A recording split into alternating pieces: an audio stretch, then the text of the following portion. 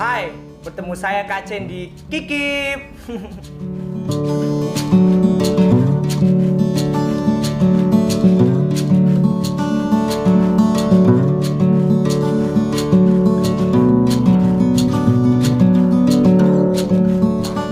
Oke, untuk Kikip yang episode ketiga ini kita akan membahas tersesat di bawah karang.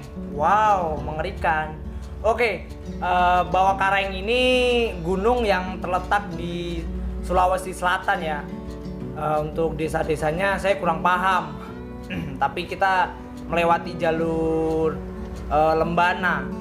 Nah, disitulah ini berawal dari kisah perjalanan saya Lebaran tahun lalu lah bisa dibilang.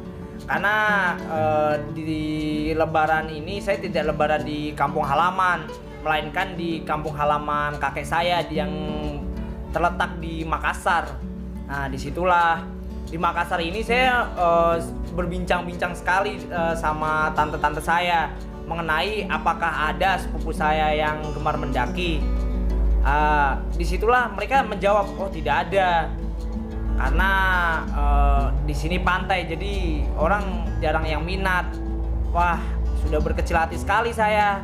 Tapi sepupu saya yang satu ini, yang bernama Mail ini, bilang bahwasanya ada sepupu kamu yang suka mendaki.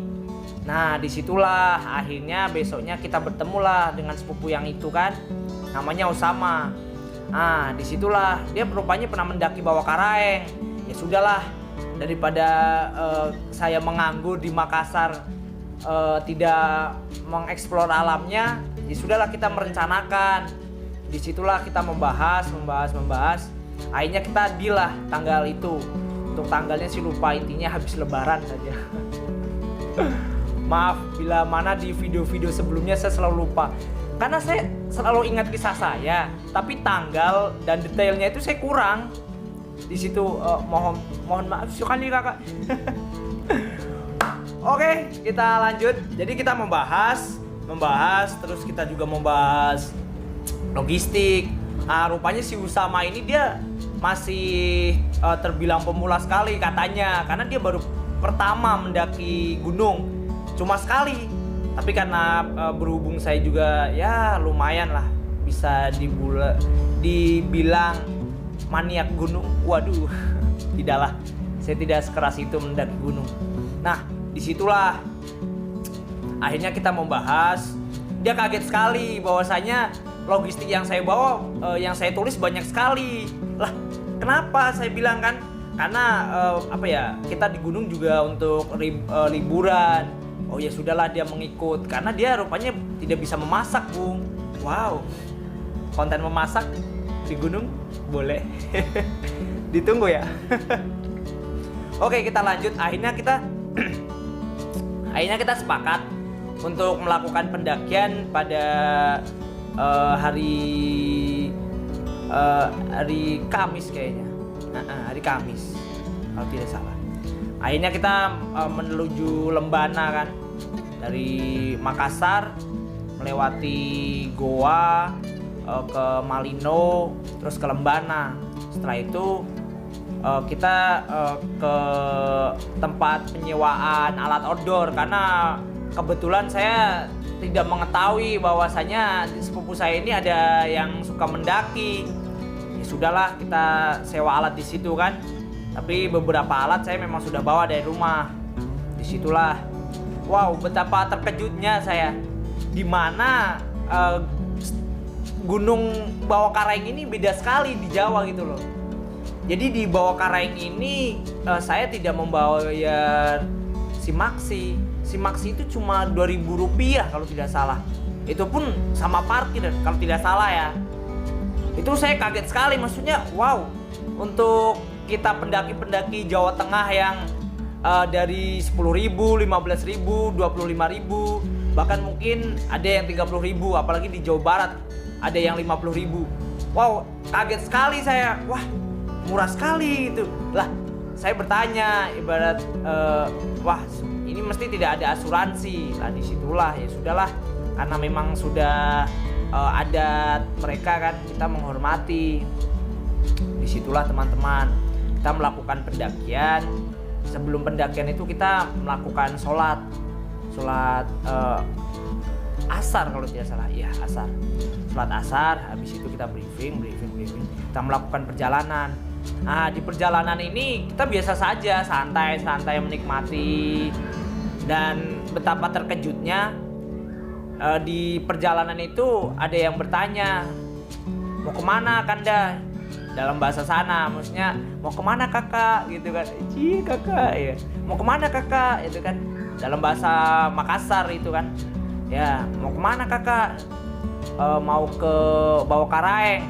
Rupanya di jalur situ itu ada tempat camp, yaitu Lembah Rama dan jalur Bawakaraeng itu. Wow, sebenarnya saya juga ingin sekali ke Lembah Rama, tapi karena memang waktu yang tidak cukup, ya sudahlah, bagaimana boleh buat. Nah, akhirnya di situ orang yang bertanya itu mau kemana Kanda? Mau ke Bawakaraeng. Wah, hebat sekali.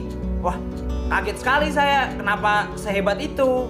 Rupanya saya tanya, habis itu saya tanyakan ke sepupu saya kan. Kenapa kita dibilang hebat? Ya Usen, karena orang sini itu jarang sekali mendaki 2 orang. Ya minimal ramai-ramai lah kalau ke Bawakaraeng. Oh begitulah. Sudahlah, kita melanjutkan perjalanan. Nah disitulah kita sampai di bawah pos 1. Rupanya banyak air sekali. Wow, saya dalam hati ya tidak akan bawa banyak air lah. Karena di sepanjang jalur Lembana ini banyak sekali mata airnya. Ya sudahlah, kita melanjutkan perjalanan itu kan. Melanjutkan perjalanan, sampailah kita di pos 1. Ada orang mendirikan tenda. Nah disitulah kita masih enak itu posisi sudah terlalu malam ya. Ya sudah sore lah. Ya jam 6. Nah disinilah, kalau di Jawa Tengah jam 6 itu sudah gelap. Di sana coy masih kayak ya jam 4, jam 5 sore lah. Nah disitulah akhirnya kita melanjutkan perjalanan. Wow, betapa kagetnya saya. Pendakian pertama ini saya melihat banyak sapi-sapi ya yang tidak dikandangkan. Waduh, pantatnya coy, pantat sapi ini tiba-tiba nongol di semak-semak. Jadi kaget, saya kira setan apa ini gitu kan. Buruk sekali. Wow, sapi. Waduh, disitulah rupanya kata Usama memang banyak sekali sapi di sini. Bahkan sampai di pos 6 Bawakaraeng masih ada katanya. Disitulah kita melanjutkan perjalanan ya kan. Sampailah kita di pos berapa itu? Ada melewati sungai itu. Nah, kita istirahat, makan mie sebentar. Nah, di situ kita melanjutkan perjalanan. Nah, di ini masuk hutan lumut-lumut. Nah, kebetulan tuh saya sebenarnya sangat takut sekali di hutan lumut karena ada pengalaman buruk saya di MT Kembang. Ya, nanti ada kisah lah ya. Oke. Habis itu kita istirahat ya, masih enak sekali. Nah, disitulah mulai agak mencekam teman-teman. Ketika kita istirahat di hutan lumut ini, akhirnya kita bergegas kan. Karena saya sudah terlanjur takut, ya sudahlah kita bergegas untuk ngecamp di pos 5. Dan alhamdulillah kita sampai pos 5. Nah, di pos 5 itu kita mendirikan camp. Nah, setelah mendirikan camp kita makan ini kan. Habis makan itu kita langsung beranjak tidur. Nah, tapi anehnya itu tenda yang kita pasangi ini ada orang-orang yang mengawasi, ada orang yang mengelilingi tenda kita. Jalan-jalan, tapi jalan-jalannya itu apa ya? Kayak orang jalan, tapi langkah kakinya itu ngambang-ngambang gitu loh. Lah kata Usama, mungkin ada orang yang jahil mau mengambil barang kita. Ya sudahlah, kita hati-hati kan, sudah saya masukkan. Lah kenapa masih ada gitu loh? Akhirnya setiap ada yang jalan gitu dia batuk. Saya kira buat apa gitu loh. Nah, ada yang mau mainin sleting juga rupanya. Saya buka nggak ada. Wah, mungkin diganggu ini kan. Ya sudahlah, daripada kita itu kita melanjutkan lah tidur. Saya bilang sama Usama, bukan ucap ya, menggunakan HP saya lalu saya ketik, Usama mungkin ini nenek. Saya bilang kan, wah yang benar kau Husen. Ya siapa tahu kan, karena memang kita di sini tak bertamu, ya sudahlah kita menghormati mereka. Sudahlah kita tidur. Nah disitulah tidur.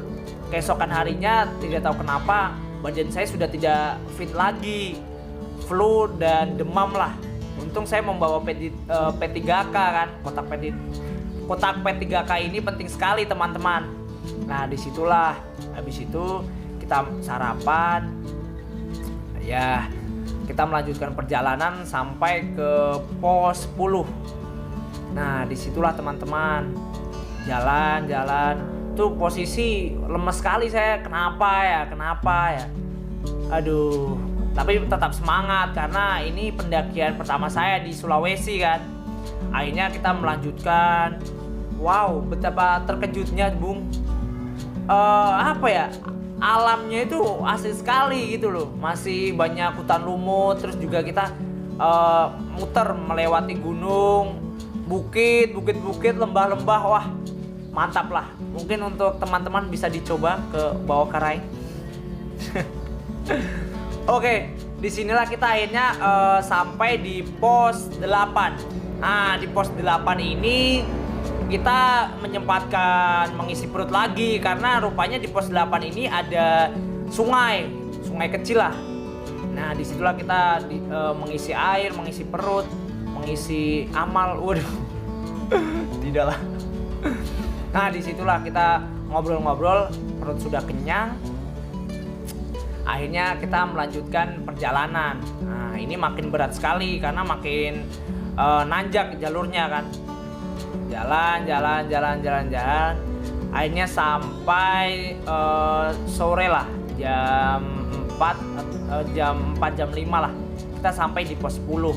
Di pos 10 ini masih hutan sekali. Maksudnya hutannya masih rapat sekali menurut saya loh. Dan didominasi hutan lumut. Akhirnya kita mengecamp dengan badan tidak fit saya kan. Kenapa ini ya? Saya sebelum tidur itu berdoa, ya udahlah, jangan mengganggu, saya kan tamu. Kalau kamu mau menunjukkan apa ya tunjukkanlah, tapi jangan mengganggu. Saya bilang begitu. Itu doa yang paling salah menurut saya ya di gunung itu. Dan itu saya ucapkan tidak sengaja, karena saya merasa tidak asik saja dalam pendakian ini. Maksudnya sudah tenda ada yang berjalan, kita diawasi kan, ya sudahlah mau apa intinya gitu loh. Nah tapi sekali lagi jangan ditiru. Nah disitulah malam itu saya bermimpi naik gunung lagi, tapi jalur berbeda. Nah nanti ini ada sangkut pautnya di kisah selanjutnya. Disitulah saya bermimpi melewati pos 8, pos 7, pos 6. Nah itu berbeda dari pos yang sebelumnya. Nah akhirnya kita pagi kan, jam berapa ya? Jam 4 kita summit. Kalau tidak jam 4. Jam 4 kita summit. Itu sudah dekat sekali, pos 10 sampai ke puncak itu sudah dekat sekali. Akhirnya kita summit. Wow, Bawah Karaeng bagus sekali lah, mantap. Intinya insyaallah kalau misal saya ke ke Makassar juga saya ingin ke Bawah Karaeng lagi. Karena bagus sekali coy. Sayang sekali baterai juga sudah habis waktu itu. Jadi kita irit sekali foto kan. Dan kebetulan sepupu saya ini juga ya tidak gemar berfoto ria. Padahal bagus sekali loh. Dimana view-nya itu wah bagus lah waktu itu. Nah disitulah kita akhirnya turun ngecamp. Itu kita cuma minum energen, kata Usama, ya sudahlah Sen, kita turun sebentar di pos 8 karena pos 8 ini dekat sekali. Oh ya sudahlah, daripada kita banyak berdebat, akhirnya kita bergegas, turunlah kita. Nah disitulah kita turun, sampailah kita pos 9. Saya sudah bilang sama makanlah dulu di sini daripada kita habis tenaga toh. Nah disitulah Usama bilang, pos 8 tinggal satu pos lagi Sen, apalagi ini turun. Ya sudahlah, daripada itu. Nah, di pos 9 ini teman-teman, di pos 9 ini rupanya ada persimpangan, ada simpang 3. Nah, simpang 3 ini kalau yang kanan ke jalur Sinjai Barat. Nah, yang tengah ini bisa ke kanan dan ke kiri. Nah, sedangkan yang ke kiri ini yang menuju Lembana. Nah, disitulah teman-teman. Usama langsung jalan saja ke kanan. Nah, saya mengikuti kan,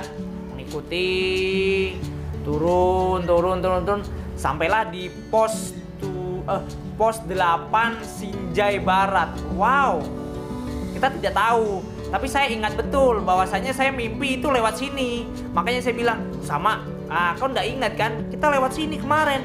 Karena semalam itu saya mimpi lewat situ. Ya sudahlah, akhirnya bingung kan, karena bukan jalur yang semestinya. Kita ke kanan. Saya itu mimpi lewat atasnya, menerobos bukit itu dengan gamblangnya. Ya sudahlah, kita ke kanan saja ini. Ke kanan, rupanya ke kanan jalan buntu karena di situ ada mata air, kan. Akhirnya kita balik lagi. Adalah jalur di kiri, ada masih rapia ya. Nah, kebetulan di Bawah Karaing ini identik dengan sampah yang diikat-ikat jadi penanda jalur, teman-teman. Beda lah kalau di Jawa Tengah itu tandanya pelangnya sudah banyak sekali. Kalau di Bawah Karaing ini masih minim menurut saya ya. Ya, mungkin menandakan orang-orang hebat. Oke, akhirnya kita ke kiri, kita turun kan, turun, cepat sekali. Akhirnya kita sampai di pos 7, ada pelangnya, pos 7 Sinjai Barat. Saya tetap ngotot, saya bilang gini loh, Usama itu sudah bilang, Usen, nggak di Lembana ini mungkin, tidak lewat jalur Lembana ini. Saya bilang, kau nggak ingat ya, kita kan kemarin lewat sini. Ini loh pelang ini, kau duduk di situ. Masa iya sih Sen? Iya, kau nggak ingat apa? Saya bilang gitu kan. Disitulah. Tapi saya sudah masih mantap sekali itu turun. Nah, akhirnya itu kok nggak ketemu ini pos 8 jalur Lembana. Saya udah curiga sekali kan. Lah, kok nggak ketemu? Soalnya di sini loh. Kalau kita di Jawa Tengah, biasanya jalur yang satu dengan jalur yang lain itu kadang tumpang tindih posnya. Jadi kadang yang jalur kita lewati masih pos 7, di depan itu udah ada pos 9. Pos 9 jalur yang lain gitu loh. Nah, saya mikir seperti itu. Karena ya kebanyakan jalur di Jawa Tengah ini banyak kan base campnya kan. Nah, disitulah kita turun. Nah, turun kok makin rimbun, makin susah jalurnya. Kemarin kayaknya enak-enak saja saya mikir kan. Akhirnya saya duduk menenangkan diri kan. Ini sepupu saya itu udah menangis ini, tapi menangis ya air mata kering lah. Sudah, ayolah Usen, pulang ini ke atas. Ini sudah tersesat ini. Saya dalam hati kan, bentarlah, tenang dulu, kita menenangkan diri. Nah, saya itu tersadar itu menengok ke kanan, kok ada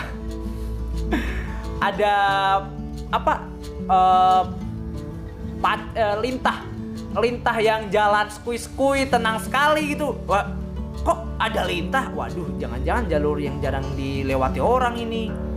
Ya sudahlah, saya pelan-pelan. Bentarlah Usama, kita di atas itu istirahat dulu, menenangkan diri kan. Kebetulan itu kita nggak ambil air itu sudah, karena Usama ini selalu bilang pos 8 saja, pos 8 berat ini. Ya sudahlah, kita ikut kan. Nah, disitulah kesalahan kita teman-teman, kita tidak menyiapkan untuk kedepannya, hal terburuk ke depan. Nah, disitulah akhirnya di dataran itu, di atas ya hampir pos 6 lah, itu di atasnya itu kita berhenti sejenak, berpikir tenang kan, karena saya posisi sudah lemas. Wah, sudah habis tenaga lah. Dari pos 10 cuma minum energen coy. Waduh, disitulah akhirnya kita berunding kan. Kalau saya sih pinginnya tetap turun mengambil air, karena kebetulan di pos 7 ini di Sinjai Barat itu dekat sekali suaranya dengan air terjun teman-teman. Saya mikir ya sudahlah, kita turun ini lewat ini, kan nanti mentoknya pasti ada pos 8 yang pos air kan, kita ikuti jalur lah. Saya kira begitu, karena biasanya per pos itu ada sambungannya kalau di Jawa Tengah loh. Ya kembali lagi, beda gunung beda itulah. Nah disitulah akhirnya kita berunding kan. Akhirnya saya tetap memutuskan untuk kita pulang ke atas. Kita naik lagi berarti. Waduh, berat sekali, dengan berat hati saya. Waduh, udah lemas ini. Ya udahlah, tapi pelan-pelan ya. Akhirnya kita jalan pelan-pelan terus kan. Terus akhirnya beberapa jam itu kita sampai di pos 7. Senang sekali kita. Tapi anehnya air terjun ini tidak kelihatan meskipun suaranya sudah dekat di telinga. Wah, harusnya kita turun saja Usama, kita ambil air ini. Ini kan dekat air terjun kan. Wah, janganlah Husen, kau nggak tahu jalur sini kan. Ya sudahlah, daripada itu kan. Akhirnya kita melanjutkan. Nah, disitulah teman-teman. Itu menuju pos 8 itu saya sudah hampir kehilangan kesadaran ya. Kenapa saya bilang hampir kehilangan kesadaran? Kita sudah dehidrasi sekali dari turun naik lagi kan.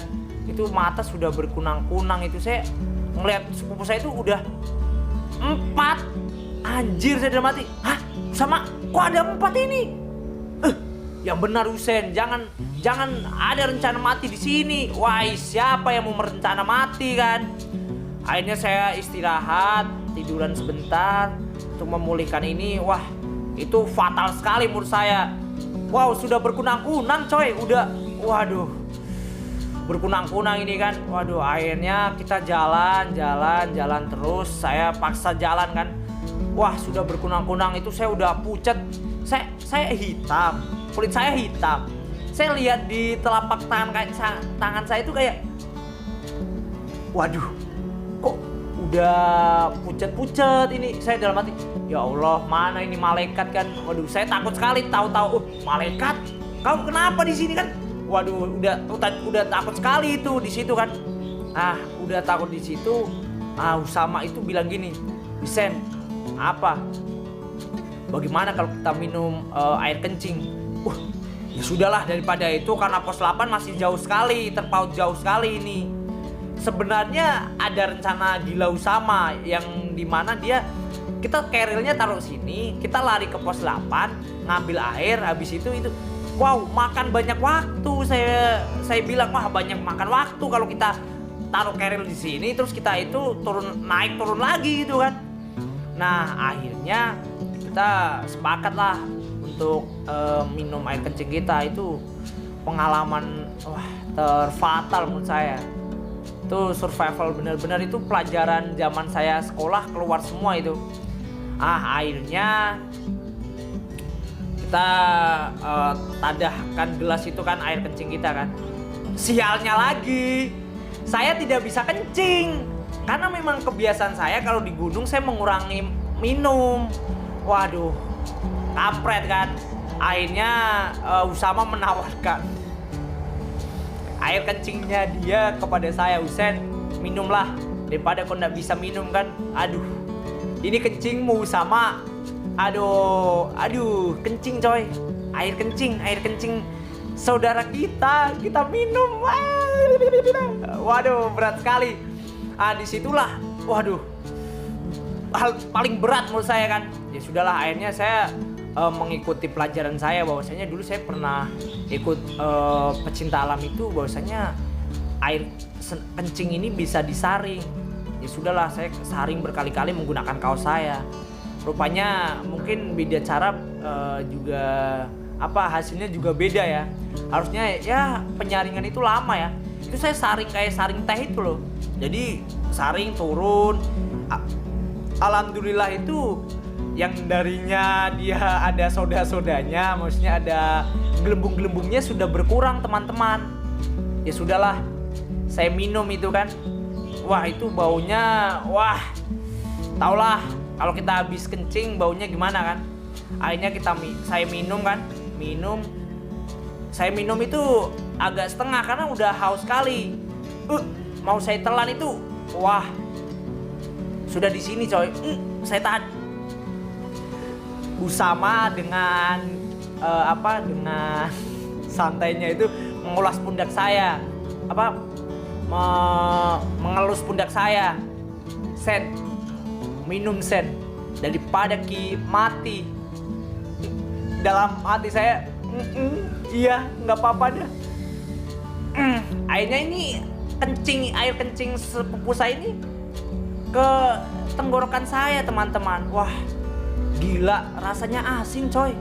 Untuk teman-teman yang belum pernah merasakan, saya review rasanya asin, baunya pesing ya. Ya.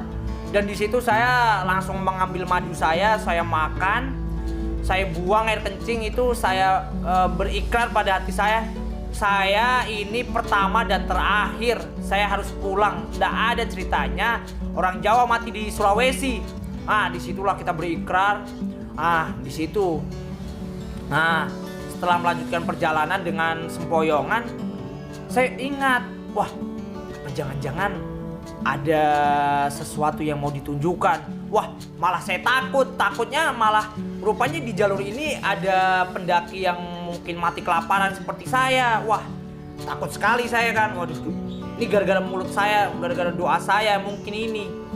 Akhirnya seperti kebanyakan orang yang pengalaman mas saya, ya bukan mas lah, senior saya yang di Lawu itu yang menendang batu di Pasar Setan. Itu dia membuang uang. Lah akhirnya saya juga membuang uang meskipun uang receh.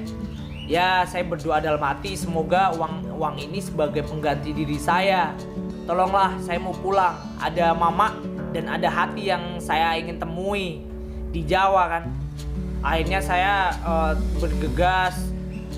Dan alhamdulillah itu ada titik terang. Wah, saya sudah melihat ada cahaya matahari di situ. Kebetulan di pos 8 ini sedikit lapang, sedikit terkena sinar matahari. Dan tepat sekali kita di pos 8. Akhirnya kita langsung banting keril, ambil gelas, langsung minum. Wah, gila teman-teman. Itu kayak apa ya? Kita ya zaman SD kita puasa full dan dapat hadiah lebaran lah. Senang sekali itu. Dan akhirnya kita makan di situ dan kita ambil air. Nah, kita ngobrol itu kan. Wah, alhamdulillah sekali ini kita masih hidup, pokoknya hidup kita.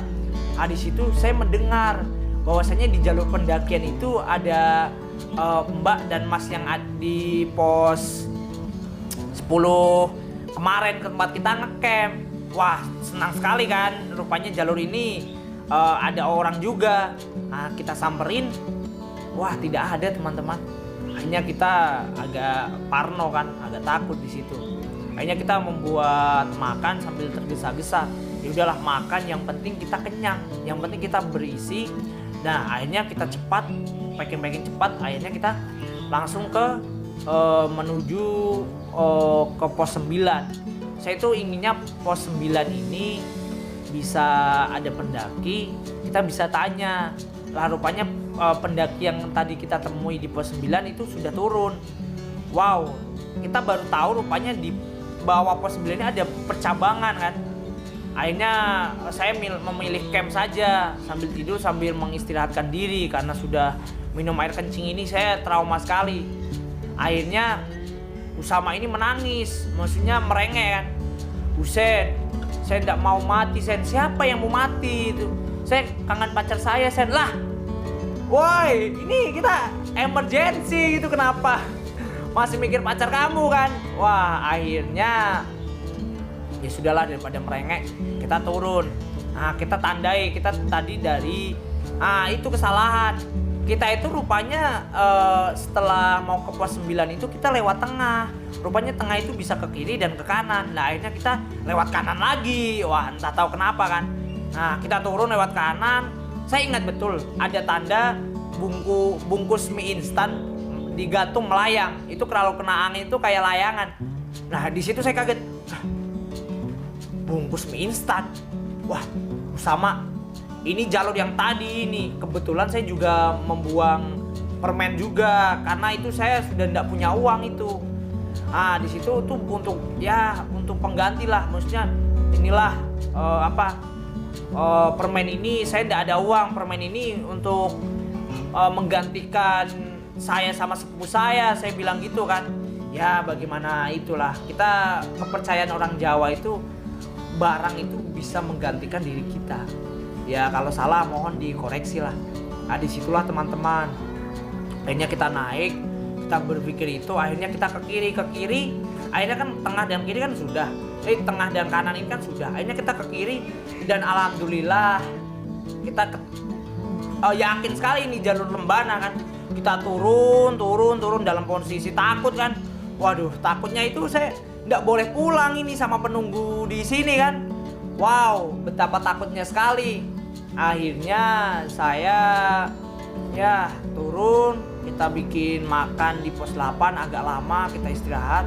Rencananya sih saya mau mengecamp lagi di pos 8, tapi kata Usama nantilah di pos 5.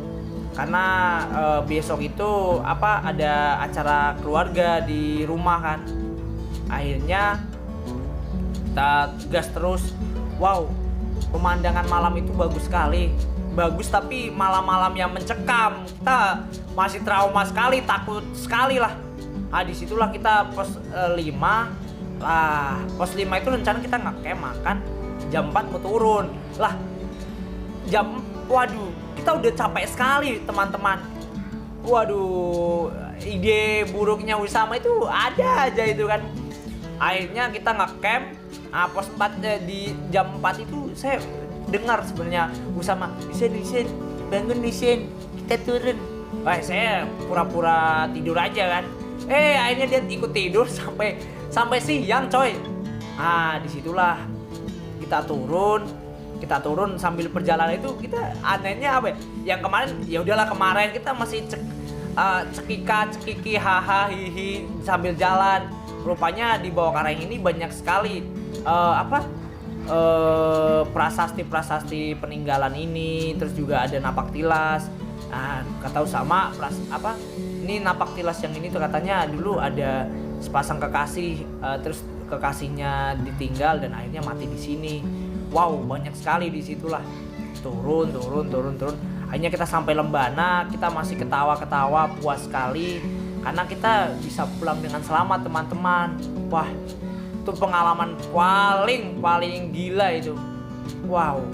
Ya, ini juga bukan kesalahan kita. Bukan kesalahan ya. Intinya kalau kita mencari kesalahan, semua akan salah. Tapi kalau kita memberi peluang untuk membenarkan kesalahan ini, ya semoga tidak mengulangi lagi. Siapa yang ingin mengulangi hal bodoh ini kan? Nah disitulah teman-teman, akhirnya kita sampai di tempat rental itu, kita cerita kan. Wow, rupanya kita memilih jalan yang benar, pulang, tidak mengikuti jalur yang air terjun ini. Kata teman-teman yang ada di tempat rental itu, jalur ini itu ada agak mistis lah, agak angker. Jadi air terjun itu pernah dicari sama dia loh. Semakin dekat suara air terjun itu semakin jauh tempatnya. Wow, percaya tidak percaya, saya kaget sekali. Waduh, untung nggak saya ikutin ya kan. Sudahlah, mungkin itu sebuah cerita dari pengalaman orang Jawa ke tanah Sulawesi kan. Ya, salah atau tidak salah itu tergantung sudut pandang kita. Yang penting jangan menyudutkan seseorang yang mengalami. Ini hanya kisah saya untuk pembelajaran dan untuk pengalaman ke depan. Ya mungkin cukup itu saja pengalaman saya, dan masih banyak pengalaman di luar sana yang menurut saya bukan dari saya sendiri dan dari partner saya sendiri. Oke, mungkin itu saja yang bisa saya sampaikan. Selamat menikmati. Salam Sobat Jancukku.